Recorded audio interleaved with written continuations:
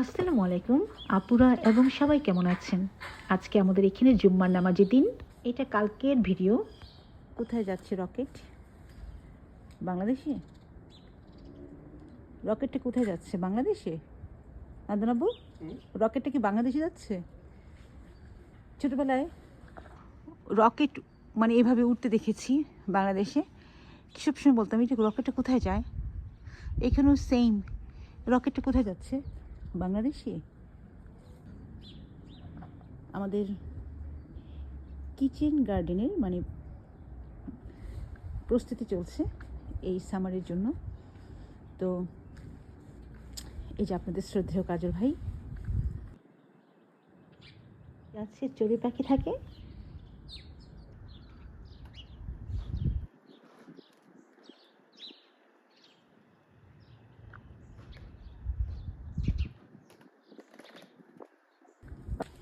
এই যে আমাদের লাউয়ের মাচার উপরে তাদের খাবারটা দেই। এই যে প্লেটটা নিচে পড়ে গিয়েছিল, মাটি লেগেছে। চাউল, ধান বা কর্ন। এই যে এখানে ছবিটা প্রায় তুলে আমি দেখাই শ্রদ্ধেয় আপুদের এবং সবাইকে। সুন্দর গাছ না? এই গাছটা আমার খুবই প্রিয়। আজকে যে উদয় সূর্য এসছে,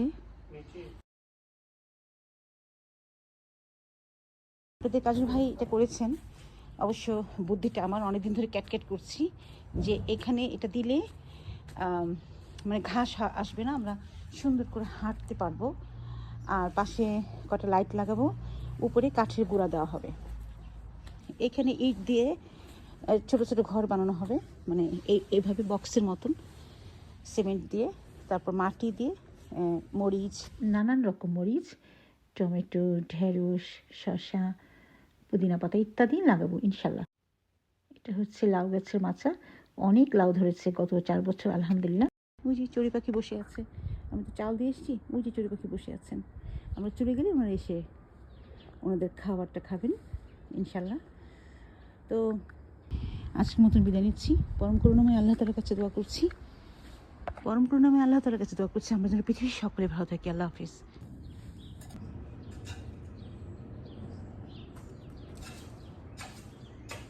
ভয় পাইছে মিচি, মিচি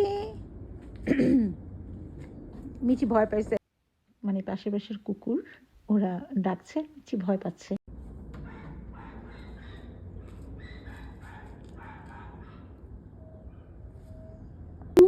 মিচি ভয় পাইছে,